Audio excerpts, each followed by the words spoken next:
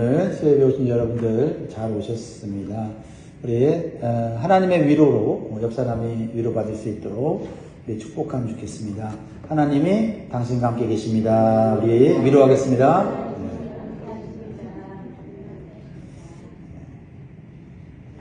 자, 이 세상에 살면서 정말 영원토록 가치 있는 것이 한 가지가 있는데 그것은 바로 찬양이에요. 이 땅에서도 찬양이 하나님 앞에 가치 있는 것이지만 우리가 죽어서 천국에서도 계속해서 해야 되는 가장 중요한 가치는 하나님을 찬양하는 것인 줄 믿습니다. 그러므로 여러분들이 찬양을 어떻게 해야 되는지를 배우는 것은 너무나도 중요한 것입니다. 우리가 시편을 통해서 하나님을 찬양하는 그 찬양의 믿음이 더 깊어지고 넓어지고 커지기를 주의 이름으로 축복합니다. 찬양은 내가 스스로 만들어내는 것이 아닙니다. 세상에서 사람들이 노래를 만들듯이 내 마음대로 상상해서 만드는 것도 아니에요.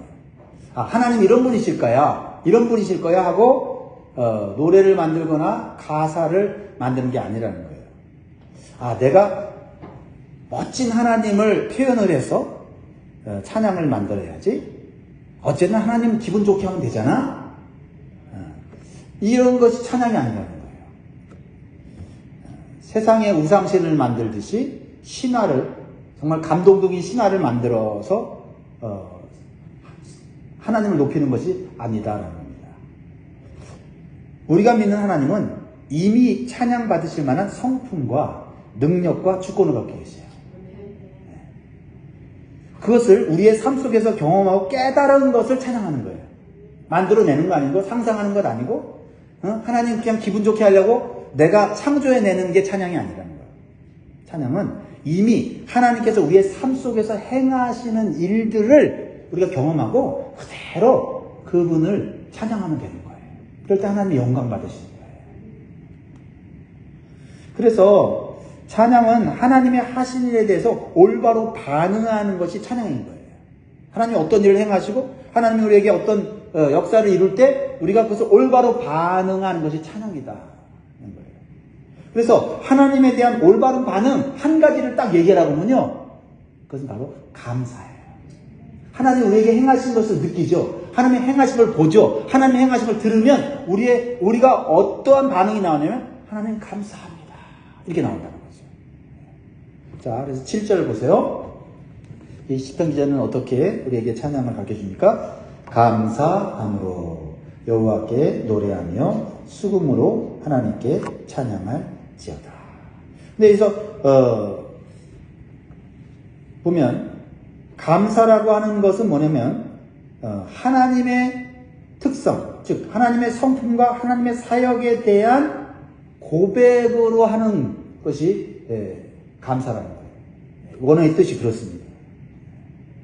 여러분, 북한에서 권력자의 압박으로 김일성을 찬양하는 것 같이 맹목적이나 의무적으로 하는 것이 찬양이 아니라는 겁니다.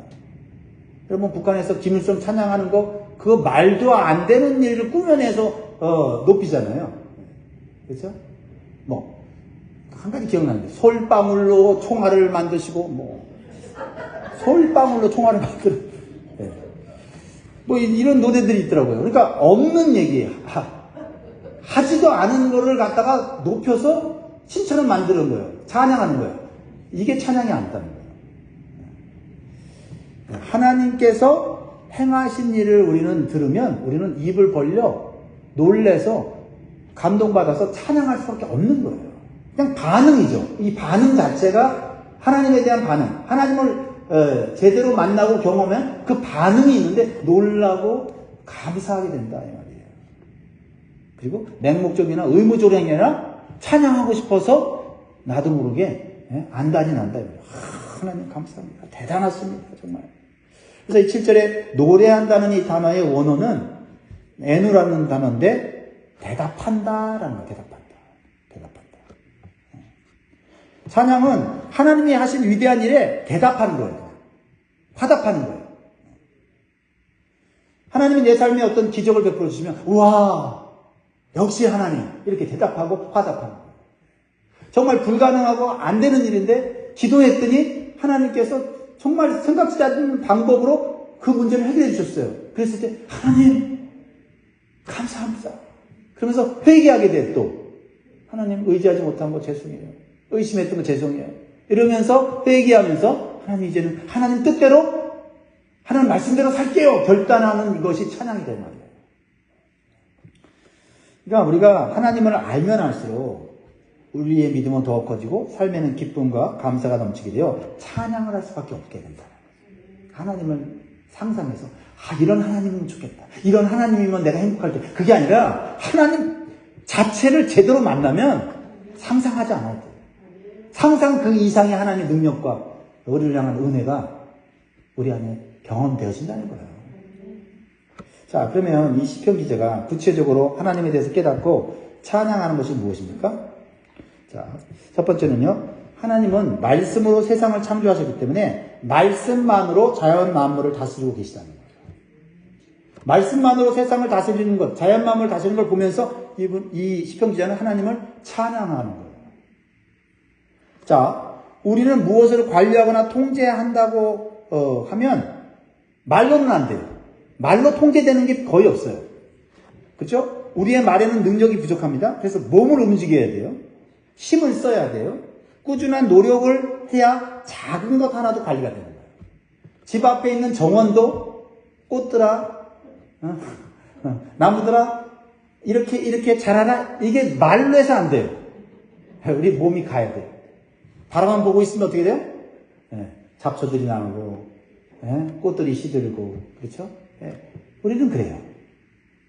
그게 우리의 삶에 익숙한데, 하나님은 대단한 힘을 쓰지 않으셔도 자연 만물을 말씀으로 다스리는 능력이 하나님 있어요. 시편 기자도 그걸 본 거예요. 그 하나님을 보니 자연스럽게 대답하게 되고, 화답하게 되고, 반응하게 되면서, 놀라면서 찬양하게 되더라. 자, 15절에 이렇게 표현하고 있어요. 15절. 아주 시적인 표현이죠. 같이 읽습니다. 시작. 그의 명령을 땅에 보내시니 그의 말씀이 속히 달리는도다.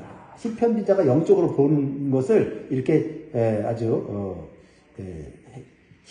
회화적으로 그림 언어로 지금 우리에게 가르쳐주고 있죠. 그러니까 시편 기자는 하나님 말씀을 의인화했어요. 하나님의 명령을 받아 순종하라고 속히 막 달려가는 일꾼인 것처럼 표현하고 있다. 하나님 말씀하시니까 그 말씀이 속히 자발적으로 즐거운 마음으로 막 자연 만물 속에 가서 그 말씀이 하나님 명령을 전달하니까 자연 만물들이 또 막 생동감 있게 막 움직이고 성장하고 열매를 맺는 거예요. 그러면서 특별히 이 우리의 삶 가운데 이루어지는 기후, 기상에 대해서 표현하면서 하나님 말씀대로 움직이는 것을 느끼게 되는 거예요. 그게 16절, 17절, 18절인데 보세요. 눈을 양털같이 내리시며 서리를 재같이 흩으시며 우박을 떡 부스러기같이 뿌리시나니 누가 능히 그의 추위를 감당하리요? 그의 말씀을 보내사 그것들을 녹이시고 바람을 불게 하신즉 물이 흐르나이다. 눈과 서리가 내리고 우박이 내려서 겨울에 강추위를 경험하게 될 때 자연 만물이 하나님 말씀을 따라서 움직이고 있다는 것을 보는 거예요. 자연 만물들이 지네들이 그냥 스스로 알아서 내리고 알아서 세상을 꽁꽁 얼게 하는 게 아니라 이게 하나님 말씀의 명령을 따라서 움직이는 것을 영적으로 본 거예요. 그래서 우리는 추울 때 왜 이렇게 추워? 하면서 그냥 나도 모르게 불평하는 게 아니라 나는 과연 하나님 말씀대로 잘 살고 있는지를 묵상해 보라고 하는 거예요. 그리고 추운 겨울이 지나고 눈과 얼음이 녹고 따뜻한 바람이 불어갖고 그렇죠? 얼었던 물이 시냇물이 되어서 절절절절절 흐르면서 그렇죠? 이렇게 봄이 찾아오는 이런 것을 보면서 우리는 나도 하나님 말씀대로 살면 꽁꽁 얼었던 내 삶도 녹아지고 겨울같이 힘든 인생도 봄바람이 불어오고 막혔던 물줄기가 녹아서 흐르게 해주실 것을 우리가 믿음으로 바라보며 찬양하는 거예요. 할렐루야. 이 시편 기자가 정말 자연 만물을 보면서 이런 자연 만물의 이런 현상들을 보면서 그냥 보는 게 아니에요. 이 하나님의 말씀을 따라서 모든 것들이 이루어진 걸 보는 것이죠. 그렇다면 우리는 이 자연 만물 속에서 우리는 누구의 영향력에 의해서 살고 있는 거예요? 예. 사람들은 자연이 대단하다고 하면서 자연을 섬기기까지 하는데 사실 우리는 더 봐야 돼요. 이 자연을 말씀대로 운영하시는 그 하나님 안에서 우리는 살고 있다는 거예요. 하나님 안에 살고 있으면서 불순종하고 살고 있는 거죠. 그런데 이것을 느끼는 자들은 우리가 하나님 안에 살고 있고 하나님 말씀의 영향력 아래서 우리가 이러한 자연의 혜택을 받고 살아간다 하면서 감사하게 되고 찬양하게 된다라는 거예요. 참 너무나도 이 하나님에 대한 찬양을 우리에게도 잘 가르쳐주고 있어요. 이 시편 기자가 고맙더라고요. 먼저 하나님 잘 믿어서 이렇게 하나님을 느끼고 경험으로 부족한 저에게도 이 아둔한 저에게도 이렇게까지 하나님에 대해서 느끼며 살아야 되는구나 깨닫게 해주니까 얼마나 좋은지 몰라요. 두 번째는 하나님은 우리가 하찮게 여기는 피조물도 먹이시고 입히시는 사랑과 자비 하나님이세요. 그것을 통해서 우리가 얼마나 하나님의 은혜와 축복을 받고 사는지를 느끼게 해줘요. 8절 보세요. 8절 시작. 그가 구름으로 하늘을 덮으시며 땅을 위하여 비를 준비하시며 산에 풀이 자라게 하시며. 자, 우리가 무가치하게 여기고 때로는 귀찮게 여기는 풀을 위해서 하나님이 어떻게 하십니까? 풀은 그냥 알아서 너희들끼리 그냥 커라 이렇게 안 하고 풀을 위해서도 하나님이 많은 관심과 많은 은혜를 베풀어 주신다는 거예요. 그럼 특히 집 앞에 나오는 눈앞에 보이는 풀뿐만 아니라 아무도 관심 갖지 않은 산에서 나는 풀들, 특별히 여기서 말하잖아요. 산에 풀이 자라게 하시며 산에서 별로 사람들이 관심도 갖지 못하고 보지도 못하는 그 풀들을 위해서도 하나님이 하늘을 덮으시고 비를 내리시는 큰 일을 행하시는 것은 하나님의 세밀하신 자비를 보여주는 거예요. 그렇죠? 하나님이 구름을 덮으시고 비를 내려서 우리 사람들이 먹는 곡식과 열매를 맺게 하는 것을 볼 때 우리가 감사하지 않습니까? 그런데 우리가 별 볼 일 없게 생각하는 풀까지도 하나님은 그런 하나님의 큰 역사를 통해서도 지금 돌보고 계시다는 것을 이 시편 기자는 깨달은 거예요. 참 세밀하시다. 그렇다면 하나님의 형상으로 만든 고귀한 인간을 하나님께서 얼마나 세심하게 돌보시고 관심을 갖고 계시는지를 깨달아야 되고, 그리고 우리가 얼마나 하나님의 그런 관심과 축복을 받고 사는데도 하나님을 잊고 사는지 우리는 회개하며 살아야 된다. 왜 하나님은 우리에게 풀까지도 관심을 갖고 관리하시는데 우리 인간들을 위해서는 얼마나 많은 관심을 갖고 계십니까? 근데 왜 우리 인간들은 그런 은혜와 축복을 더 풍성하게 못 누립니까? 그것은 주님이 말씀하신 대로 쓸데없는 걱정과 염려에 매여 있고 하나님에 대한 의심으로 인해서 이런 하나님의 은혜를 깨닫지 못하고 누리지 못할 때가 많다는 거예요. 누리면 되는데 누리지 못할 때가 있다. 그래서 예수님께서 마태복음 6장 30절에서 32절에 이렇게 말씀하고 있어요. 오늘 있다가 내일 아궁이에 던져지는 들풀도 하나님이 이렇게 입히시거든 하물며 너희일까 보냐 믿음이 작은 자들아. 하나님은 안타까운 마음으로 얘기하십니다. 예수님이 안타까운 마음으로 얘기하시고, 그러므로 염려하여 이르기를 무엇을 먹을까 무엇을 마실까 무엇을 입을까 하지 마라. 염려는 불필요한 것이다. 32절에 이는 다 이방인들이 구하는 것이라 너희 하늘 아버지께서 이 모든 것이 너희에게 있어야 할 줄을 아시느니라. 하나님은 아신다는 그 믿음을 가지면 덜 걱정하는데, 걱정을 안 했어야 했는데 걱정하기 때문에 들풀도 걱정하지 않는 일들을 우리가 걱정하며 산다.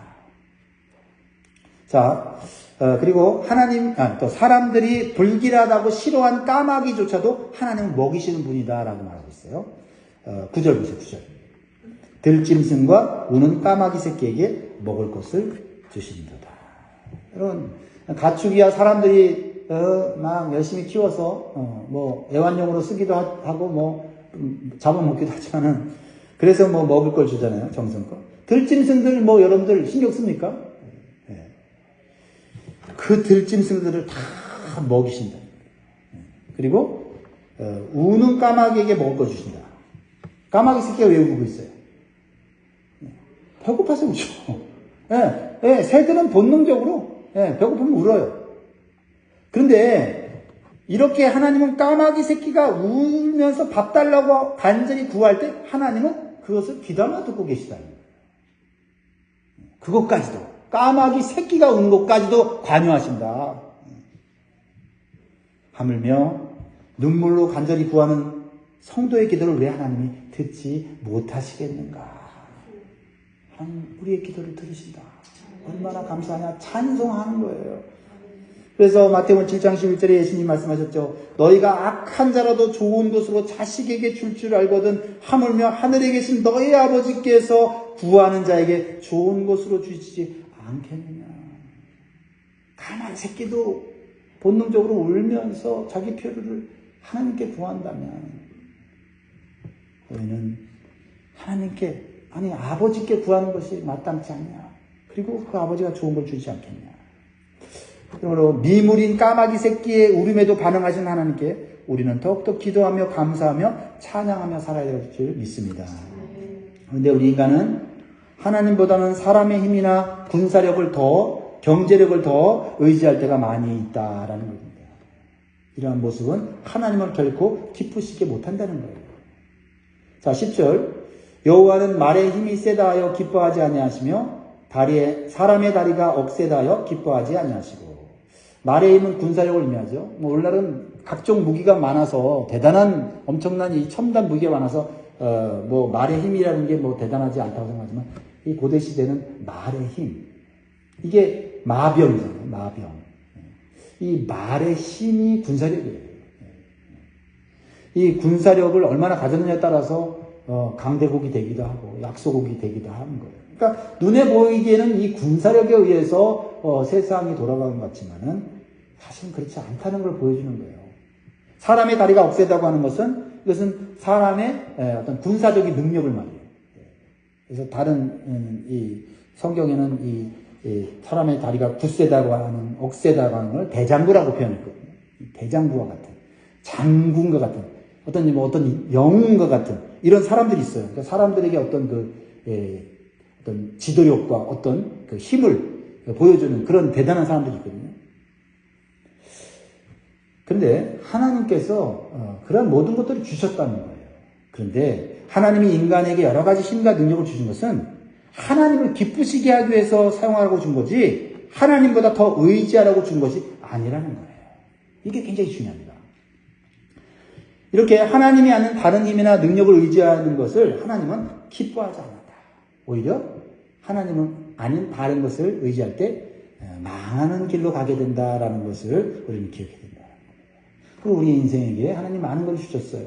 힘도 주셨고 능력도 주고 지혜 주셨는데 우리가 하나님을 기쁘시게 하기 위해서 사용해야 된다. 그게 우리가 형통하고 행복한 삶을 사는 거다라는 거예요. 어떻게 해요? 하나님을 경외하며 하나님의 인자하심을 바라보는 삶을 살 때 하나님은 우리에게 필요한 모든 것들을 제공해 주시고 우리는 평안하고 걱정 없는 삶을 살게 하신다는 거예요. 11절 보세요. 여호와는 자기를 경외하는 자들과 그의 인자하심을 바라는 자들을 기뻐하십니다. 우리는 힘이 있냐? 많이 가졌냐? 여기에 초점을 맞추는데 우리는 하나님을 기쁘게 하느냐? 기쁘게 못하느냐? 여기에 초점을 맞출 필요가 있다는 거죠. 그렇죠? 왜요? 우리에게 힘 주시고 능력 주시고 지혜 주시는 분이 누구다? 하나님인데 하나님이 주신 힘과 능력과 지혜를 더 의지함으로 오히려 하나님을 우습게 여기고 하나님을 진노케 할 수 있다는 거죠. 근데 하나님을 경외하고 그의 인자하심을 바라는 자들에게는 하나님께서 축복해 주신다. 그 축복을 인하여서 찬양해야 된다. 12절 예루살렘아 여호와를 찬송할지어다 시온아 네 하나님을 찬양할지어다. 예루살렘에 내려준 축복, 시온에 내려준 형통, 그거 당연한 거 아니고 그거 의지하라고 준 게 아니라 하나님 기쁘게 찬양하고 주신 거다. 어떤 축복을 줍니까? 구체적으로 이제 표현을 하는 거예요. 13절 같이 있습니다. 시작. 그가 내 문빗장을 견고히 하시고 네 가운데에 있는 너의 자녀들에게 복을 주셨으며. 하나님을 경외하고 하나님의 인자를 바라는 자들에게 하나님께서 문빗장을 견고하게 해주시는 축복을 받습니다. 참 좋은 표현이에요. 여러분, 우리 가정에 문빗장이 있어요. 그 문빗장이 열리면 들어왔던 돈도 술술술 나고 집안에 있던 평안도 술술술 빠져나가고 이렇게 되는 거예요. 이 문빗장이 견고하게 있어야 됩니다. 여기서 이제 문빗장은 성문이 열리지 않도록 고정시켜주는 막대기입니다. 고대 전쟁에서는요, 이 성문이 매우 중요한 역할을 하지 않습니까? 적에게 성문이 뚫리면 전쟁에 지고 성을 점령당하여 생명을 잃게 되는 거예요. 그러니까 문빗장이 견고해야 돼요. 문이 열리면 안 돼요. 성문이 열리면 안 돼요. 그런데 하나님께서 지켜주시면 아무도 그 우리의 삶의 문빗장을 열고 들어올 수 없고 우리와 우리 자녀들의 생명을 건드릴 자가 없다는 거예요. 그거를 깨달아야 된다. 반대로 아무리 견고하고 요새가 있는 성이라도, 요새에 있는 성이라도 하나님께서 지켜주지 않으면 문빗장이 열리더라. 그리고 무너지더라고 하는 거예요. 그걸 어디서 알 수 있냐면, 우리는 가나안 땅에 난공불락의 성인 여리고성을 잘 알고 있어요. 그 여리고성에 대한 이 역사학자들의, 고고학자들의 연구를 보면, 이거는 무너질 성이 아니에요. 무너질 성은 아니에요. 근데 우리는 어떻게 무너졌는지 알죠? 하나님 말씀에 순종한 여호수아와 이스라엘 백성들에게 하나님께서 하루에 한 번씩 돌게 하시고 7일째 되는 날은 7번 돌게 하시고 하나님의 명령을 따라서 소리를 와 지르니까 여리고성이 화를 무너졌지 않습니까? 무엇을 의미해요? 하나님께서 지켜주지 않으면 아무리 견고한 성에 문빗장을 걸어놓고 철동같이 지킨다고 해도 아무런 소용이 없다는 걸 보여주는 거예요. 그러니까 문빗장이 견고한 삶을 살 때, 누가 나를 해하지도 못하고 내가 정말 평안한 삶을 살 때 내가 잘해서 지금 이런 삶을 살고 있다고 착각하는 게 아니라 하나님이 지금 문빗장을 우리 가정에 걸어 잠그고 지켜주시는구나 느끼고 찬송하라는 거예요. 그래서 시편 127편 1절에 보면 여호와께서 집을 세우지 아니하시면 세우는 자의 수고가 헛되며 여호와께서 성을 지키지 아니하시면 파수꾼에 깨어 있음이 헛되도다. 우리의 수고가 헛되지 않으면 하나님이 지켜주니까 들어온 돈도 내가 관리하고 쓸 수 있는 거고. 그러나 내가 아무리 지키려고 해도 하나님이 지켜주지 않으면 아무리 강한 군사가 지킨다고 해도 그 성은 적군이 들어올 수밖에 없다. 하나님께서 지켜주시면 우리는 평안하고 풍족한 삶을 살 수 있다고 시편은 찬양하고 있어요. 시편 기자는 찬양하고 있어요. 14절 보세요. 네 경내를 평안하게 하시고 아름다운 길로 너를 베풀리시며. 그러므로 지금 여러분이 좀 평안하게 살고 있다고 생각한다면 당연한 것이 아닌지 믿습니다. 하나님 찬양해야 돼요. 우리가 배고프지 않고 배부르게 먹고 살고 있다면 당연한 것이 아닙니다. 하나님께서 우리에게 은혜와 사랑을 베풀고 계심으로 우리는 화답해야 돼요. 감사합니다. 감사합니다. 또 먹으면 감사합니다. 이게 당연한 게 아니니까요. 우리는 계속해서 하나님을 경외하고 하나님만 의지하는 삶을 살아야 될 줄 믿습니다. 자, 그러면 이제 마지막으로 우리에게 주시는 하나님을 경외하고 의지하는 삶은 뭐냐? 하나님께서 주신 말씀을 소중히 여기는 데 있다. 하나님 주신 물질도 있어요. 하나님 주신 집도 있어요. 하나님 주신 차도 있어요. 하나님 주신 자녀들도 있어요. 하나님께 주신 많은 내 삶에 좋은 것들이 있어요. 재능들이 있어요. 그런 거를 소중히 여겨야 되지만 소중히 여기다가 하나님 잃어버리면 안 돼요. 우리가 진짜 소중히 여기는 것은 하나님께서 우리에게 주신 말씀. 그 말씀을 소중히 하면, 여기면, 그리고 순종하면 우리 자녀를 지켜주시고 우리의 집을 지켜주시고 우리의 삶을 지켜주시고 우리에게 필요한 것들, 주신 것들 다 하나님께서 지켜주신다. 그러니까 이게 중요해요. 19절 보세요. 안타까운 마음으로 지금 마지막에 이렇게 우리에게 교훈을 주는 거예요. 그가 그의 말씀을 누구에게 보이세요? 야곱에게 보이시며 그의 율례와 규례를 이스라엘에게 보이십니다. 그러면 이 야곱과 야곱의 후손인 이스라엘은 하나님께 축복을 먼저 받은 거 사실이에요. 이스라엘 백성들 하나님께 축복받은 거 맞아요. 왜요? 물질을 많이 받았기 때문에? 강대한 나라가 됐기 때문에? 아니라는 거예요. 하나님이 그들에게 말씀을 먼저 줬기 때문에, 그리고 하나님 백성 삼아 주셨기 때문에 그들은 축복받은 거예요. 하나님 백성이 된 사람을 누가 건드립니까? 하나님 백성이 되는 거 한 조건이에요. 하나님의 언약의 말씀을 소중히 여기는 거예요. 그거 지키면 하나님 백성 되게 하고 하나님 지켜준다고 한 거죠. 그래서 이 하나님 말씀이 시내산에서 주신 율법이고, 오늘 본문에는 뭐라고 표현되어 있어요? 그 말씀을 율례와 규례다 이렇게 말씀하고 있어요. 그들을 하나님 백성으로 삼으시고 많은 민족 가운데 높이시고 축복하셔서 약속의 땅 가나안 땅에서 풍족한 삶을 살게 해주셨어요. 근데 그들은 평안해지고 풍족해지자 가장 소중한 것을 잊어버렸어요. 하나님의 말씀을, 언약의 말씀을 잊어버렸어요. 소홀히 여겼어요. 그래서 20절에 뭔가 좀 이 147절이 끝나면서 뭔가 좀 우리한테 여운을 주는 그런 거예요. 20절 다 같이 있습니다. 시작. 그는 어느 민족에게도 이와 같이 행하지 아니하셨느니 그들은 그의 법도를 알지 못하였도다 하려니와. 뭔가 찬양의 앞에 1절부터는 굉장히 막 정말 흥분되고 막 감사가 넘치고 막 이런 찬양이 나왔는데 마지막에 가서 참 안타까운 모습으로 권면하겠죠. 하나님 이렇게 축복해줬고 자연을 통해서 하나님의 놀라운 능력을 보여줬고 하나님 어떤 분인지를 이렇게 다 가르쳐줬는데 너희들은 정작 하나님 말씀을 잊어버렸다. 어느 민족에게도 하나님 말씀을 먼저 줘서 하나님 백성 삼은 민족 없는데 그걸 잊어버렸다. 그러니까 이스라엘 민족은 착각한 거예요. 그들이 다른 민족보다 뛰어난 점이 있어서 하나님께서 선택하시고 복을 주셨다고 생각한 거예요. 아닙니다. 귀중한 하나님의 말씀과 율법을 먼저 받았기 때문이에요. 그래서 하나님께서 이방 민족으로부터 보호해 주신 것입니다.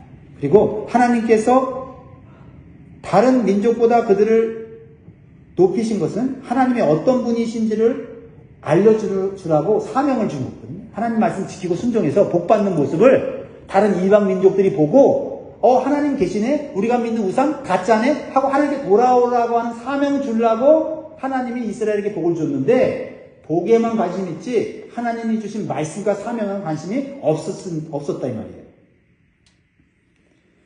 그들은 하나님 말씀 없어도 자신들은 특별한 존재라고 생각한 거예요. 잘못된 선민의식이에요. 하나님을 믿으면서도 우상숭배와 쾌락을 따라 자기 마음대로 살게 된 것입니다. 자, 마지막 정리합니다. 하나님 입장에서 하나님의 말씀이 없는 백성은 아무런 가치가 없는 존재와 같아요.